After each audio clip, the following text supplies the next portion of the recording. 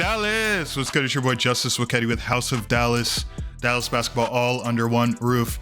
Listen, I haven't put out a video in a couple days because I've been in an NBA 2K psychosis. It has been very stressful to say the least. If you're playing NBA 2K27, then you know what I mean. The shooting is crazy. But listen, we're not here to talk about the game. We're here to talk about the Dallas Mavericks and the departure of Klay Thompson, right? Officially bought out August 21st. 2 years with the Mavs. Now he's with the Miami Heat and that boat club that I'm sure he's the captain of. All right, but what this means for the Dallas Mavericks is that we're losing damn near 200 threes a season, you could say, with the departure of Klay Thompson, right?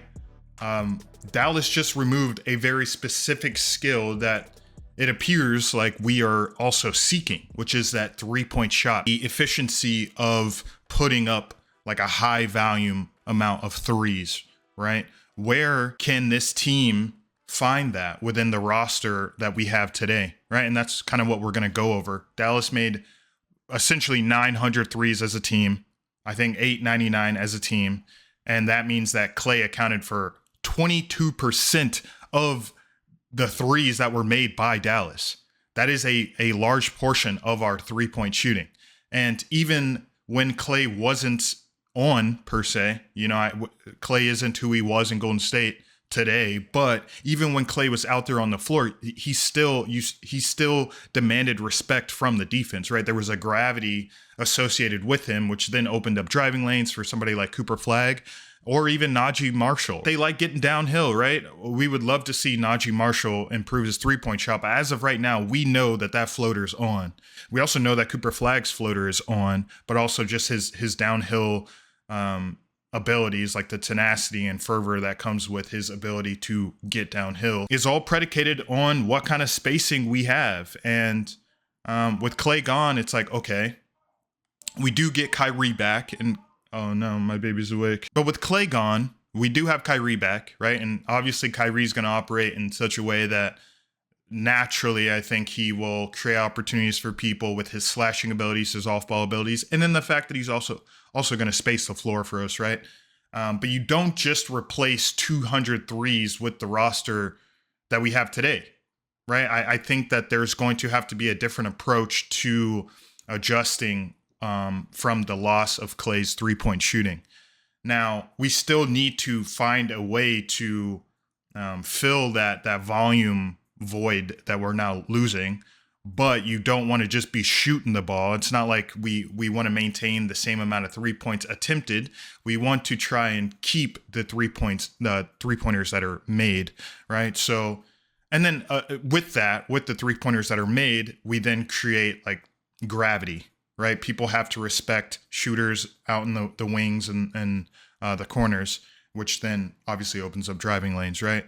So with that, it's like, where are these threes coming from, right? With the roster that we currently have, the shooters on the roster. And I would say that's like Max Christie, if Richeche is, if he transforms himself in the way that I think him and his team are hoping that he can revitalize his career, then you've got Baberovic, who I think is a sleeper here. Maybe not within Mavs Nation, but I think anyone outside the scope of our franchise's fan base doesn't know Baberovic has 8 professional seasons under his belt and will let that thing fly. So we've got Richeche, we've got Baberovic, we've got Max Christie. Cooper Flagg himself has been working with Kyrie on shot creation and three-point shooting. He's also been working with Matt McKenzie, his trainer, his childhood trainer. They've been working on Coop's form and just getting up shots and not settling for the closeout, or attacking the closeout, right? Taking that first three when he catches the ball and he's open and he's got 6 feet of space because they're sagging off, and maybe Kyrie is doing Kyrie's slashing thing, and it's a kick out to Coop, right? So we can expect Coop to go from, I think it's like 3.6 threes a game, or like 4, to maybe 6 or 7 threes a game on 34%. You've got to respect that, right? And if it's any higher, at Duke he shot just under 40%, I think 38 point something on, again, 3.5 threes a game. But If Cooper Flagg can get up to 6 or 7 threes a game on 34%, and then we've got Kyrie back who can play off ball and slash and different things, in every sort of like starting roster projection that I've seen so far, Coop has been at the guard spot. Am I just the only one that is not tracking? Like, I get the idea of playing Coop at the point guard position every now and again, and then maybe even like the Kyrie Coop or the Sasser Coop, like have the Kyrie or Marcus Sasser be the combo guard where Coop is initiating the offense. Maybe like I saw that from time to time, maybe a few plays, but to have him in the starting roster as a guard next to Kyrie is interesting. All right, so with that, you have to expect him to want to shoot the ball more, or for Dallas to expect him to shoot the ball more. So you've got Richiche, you've got Baberovic. Obviously, we know Max Christie, who shoots 40% from three last season on 12 points per game. I could go and see Basketball Reference. How many threes a game? I know he shot 40% from three. Oh, on 6.4 threes a game. I honestly think that volume goes up. How many threes a game was Klay shooting? So we had Klay shooting 11 threes a game last season on 38% from three. That's fantastic. If Max Christie's shooting 6.5 threes a game on 40%, I mean, can we see a world where Max Christie is maybe shooting 8 or 9 threes a game on like maybe his efficiency goes down a little bit. Maybe he's shooting 38%, maybe even 10 threes a game. I mean, we could see a massive leap in Max Christie's game, at least his, perimeter shooting. We're getting a guy like Baberovic. I would love to see how many threes a game. Got Baberovic on Basketball Reference. That's the site I'm using to find all these stats. Okay, so last season, so he's a 6'6 guard. He's only 25 years old. He will go into the season as a 25-year-old. So he's young. He fits the timeline, right? If you don't know about Baberovic, now you know. Okay, so he shot dang near 50% from three on 5 threes a game. 50% from the field. Wow. We like that, okay? So if Baberovic is going to come in and let that thing fly, maybe he's taking more of the Max Christie role. Max Christie's taking more of the Klay Thompson role in terms of getting up threes. We've got Cooper Flagg who wants to shoot more threes. And then you've got to think we still got, the PJ Washingtons of the world who will post up in that corner and knock down some shots. If Morez Johnson's three is looking as good as I hope it is for his game and, his success in the league and maybe even earning a starting position this season, if Morez Johnson can get some threes off, listen, there's enough threes to go around. But again, like I said earlier, it's not just about maintaining that shooting volume. It is also about the efficiency, like the shooting percentage that comes with that, because the gravity is associated with the percentages, right? Just because you shoot a lot of threes doesn't mean that, your defender is going to stick onto you. In fact, if you shoot a lot of threes and you're not actually making them, the defense can resort to allowing that to be the defensive scheme, right? If Cooper Flagg comes in and shoots 7, not 8, maybe 6 or 7 threes a game, but he's only shooting 29% like last season, 29.5, that is going to be a defensive scheme. Let's let Flagg shoot the ball. Sag off of Flagg. If he's initiating the offense, obviously he wants to get downhill for the drive and kick. We're just going to stick onto shooters and we're going to sag off of Coop. And then we will, maybe there's some way to clash the paint if Coop does get past his defender. But even then, that just sounds horrible. If we're not able to drive and kick using Cooper Flagg if his three-point shot isn't there. So I do think there's a way to fulfill that volume void that we're losing with Klay Thompson, being that he was 22% of our made threes. But this might also call for just an overall overhaul in the offensive schemes. This also makes me, talking about Cooper Flagg and his evolution, or the evolution of his game, his offensive game come season 2 or year 2 of the Cooper Flagg era in Dallas. How does Cooper Flagg look next to Kyrie? Because we've never seen them actually play together, right? It has all just been theory and daydreaming, and it's enjoyable because the idea of the Cooper Flagg Kyrie tandem seems so insane. Like the Kyrie Flagg pick and roll game. Who are you guarding in that, right? Are you going to switch? Well, then there's a mismatch, right? Does Cooper Flagg have the smaller player on him? Bucket, right? You don't switch. Now Kyrie gets downhill, and we know who Kyrie is finishing at the basket, right? You trap Kyrie, you're leaving Cooper Flagg open, and if his three ball is what we, can hope for it to be, that 34% on like what, 6 threes a game, that's a dangerous game to be playing. If Coop's on, he's on. That game where Cooper Flagg was playing against Notre Dame, Cooper Flagg shot 6 threes and made 4 of them on 66% during that Notre Dame game. All right, 42 points, grabbed 6 rebounds, 7 assists.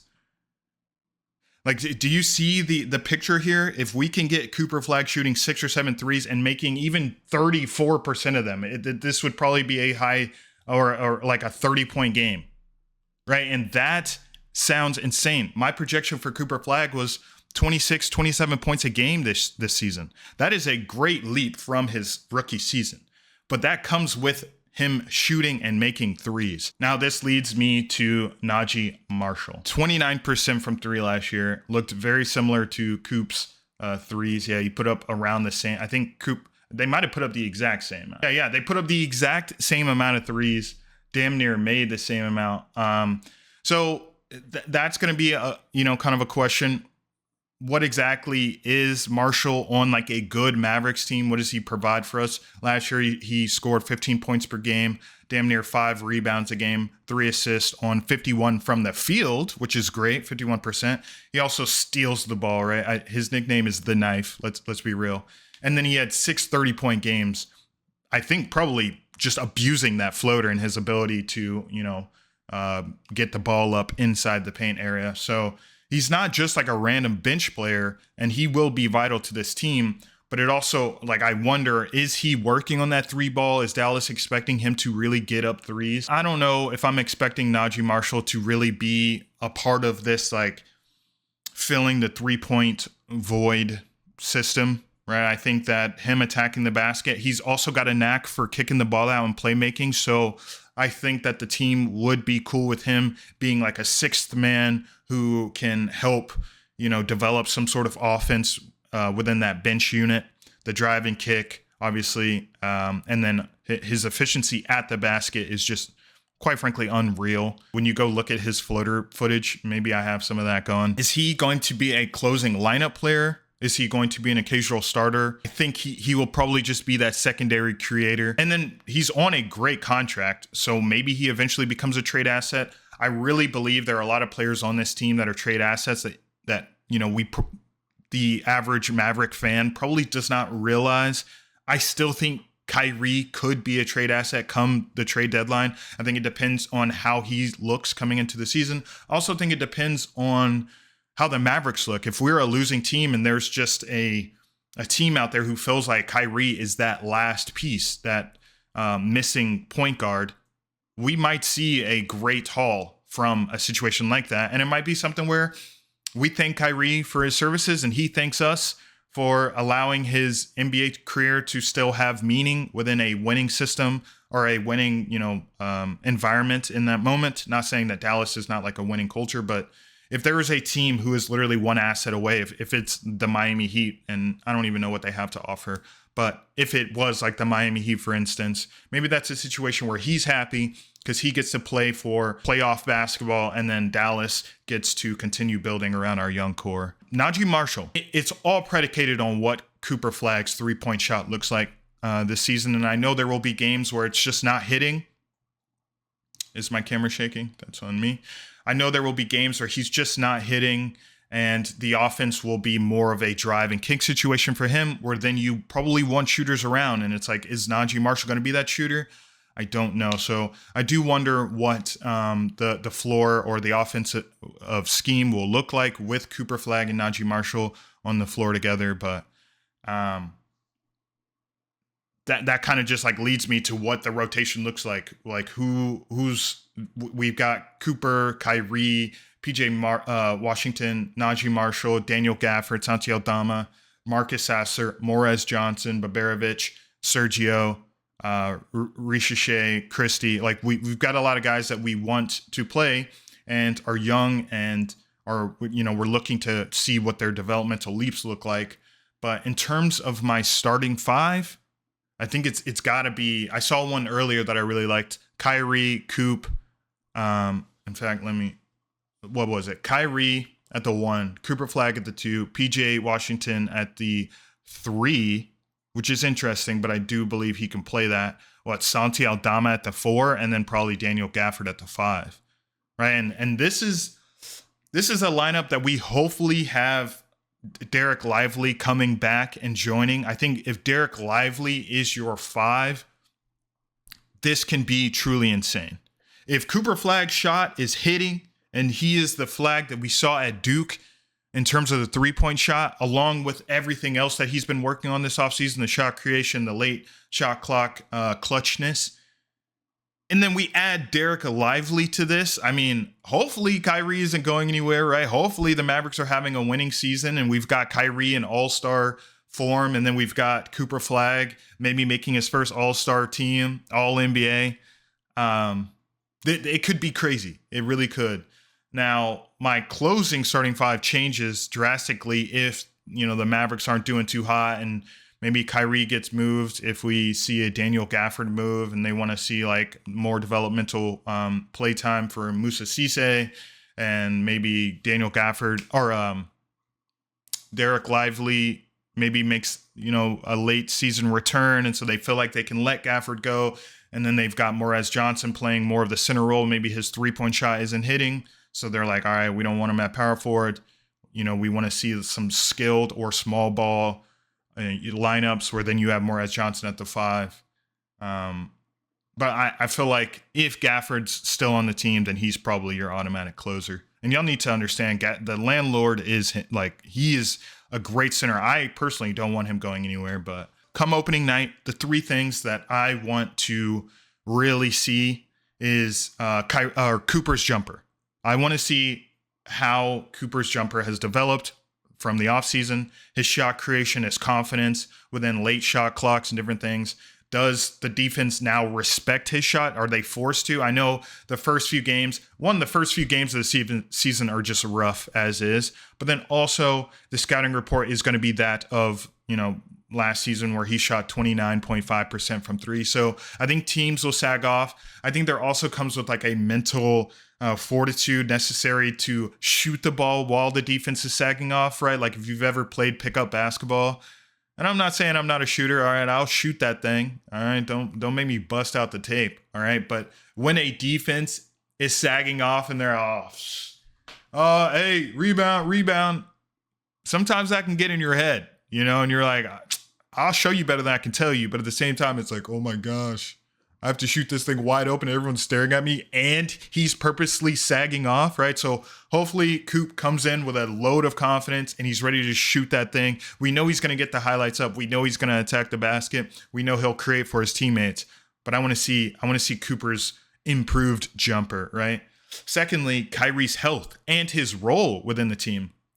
I think Kyrie is best when he's off ball, right? Like Kyrie with Luka, Kyrie with Bron, like Kyrie with Kevin Durant. Really, everywhere Kyrie has been, he's always been like the 2 guy, so even sometimes a 3 guy. But he thrives within that role. So I wonder what he looks like as the primary point guard. But will he be like the primary go-to guy? Is Coop still growing within that way, or are we going to just defer to Coop even if Coop's not having a great game? Is it still just Coop's world? What does this look like? What does Kyrie's health and his new role look like coming back from injury? Now, I do think Kyrie will always be able to just score the ball. The thing about Kyrie's physical attributes is that even though he is probably the best ball handler to ever live, he doesn't actually need to over dribble to score. He can score with minimal dribbles, right? So even if he comes back and his body's not 100% per se, and I'm sure it is after, what has it been, 16 months? I'm sure it is 100%, but even if he appears like he's lost a step, I almost don't even want to speak this into existence. Just know that Kyrie can score with minimal dribbles. So it's not really like the end of the world. Who replaces Klay shooting? We talked about that at the top of the podcast or the video or whatever you want to call this, right? We've got guys who can fill that void, but it's about meeting the percentages that Klay Thompson brought to us. Again, Klay shot 38% on 11 threes per game. People talk so crazy about Klay, and I'm just like, bro, what? Even with Klay being not who he was in Golden State, he is a peak top. He is above league average. Everyone in the league wants a Klay Thompson.